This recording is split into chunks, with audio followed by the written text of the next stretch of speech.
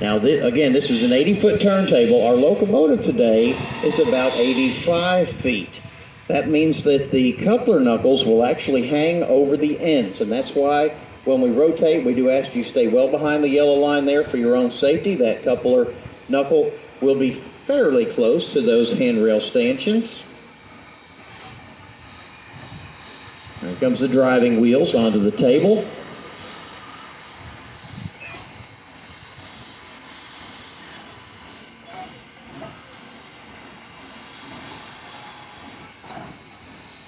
All right, next will be the coal tender. Now, the tender is technically not part of the locomotive, but it is permanently connected by a drawbar.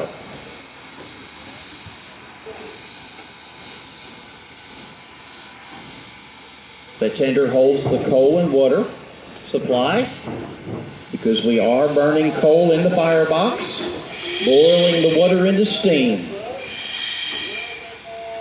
We have to be very careful about where we position on the turntable because of the weight distribution with this large locomotive.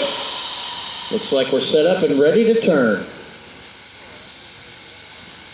All right, now let's talk about our specific locomotive, engine number 4501, or as I like to say, world famous 4501. This locomotive was built for the Southern Railroad by the Baldwin Locomotive Works in Philadelphia, Pennsylvania, in 1911. It was the first locomotive of its type purchased for and used by the Southern Railroad. Their first Mikado. Now, Mikado refers to the wheel arrangement. 2-8-2 wheel arrangement. 2 lead wheels, 8 drivers, and 2 trailing wheels under the firebox, not including the tender, of course.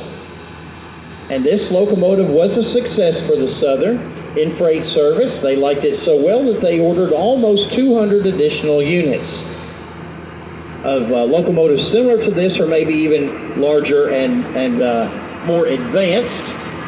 But these types of engines worked in freight service until 1948. That's when the diesel engines were coming along and quickly replacing steam engines. So the steam locomotives were taken out of service and actually would have been scrapped. Many of them, or actually most of them, were.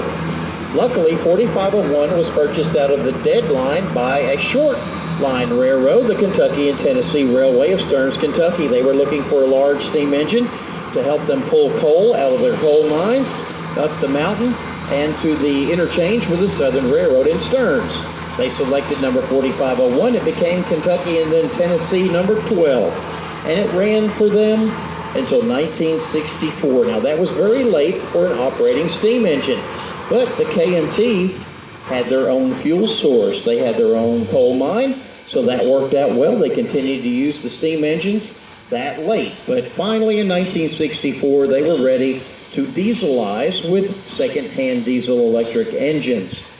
4501 was put up for sale and purchased by the Tennessee Valley Railroad Museum's first president, Paul Merriman, for $5,000. He talked the Southern into bringing it to Chattanooga. It was then restored back to service and leased back to the Southern Railroad in 1966. They used it sporadically in passenger excursion service all the way up to 1994. It came back to Chattanooga. We used it till 1998 and then retired it. Thought it would never run again. But in 2011, Norfolk Southern announced their 21st Century Steam program. They wanted 4501 to be part of it. And that's why the locomotive was restored to operation in 2014, and we get to enjoy it today. Now, the Tennessee Valley Railroad Museum was founded in 1961 by a small group of local residents who were concerned about the disappearance of steam locomotives and passenger trains. They decided they would try to save a little bit of what we commonly call the golden age of railroading, and that's the period from about 1920 to 1950 or so. We'll be celebrating our 60th anniversary next year. We have been successful in our mission to preserve, restore, and operate historic railroading equipment because of people like you. You bought a ticket today. You are helping us to keep this history alive, keep the trains running. We do thank you very much.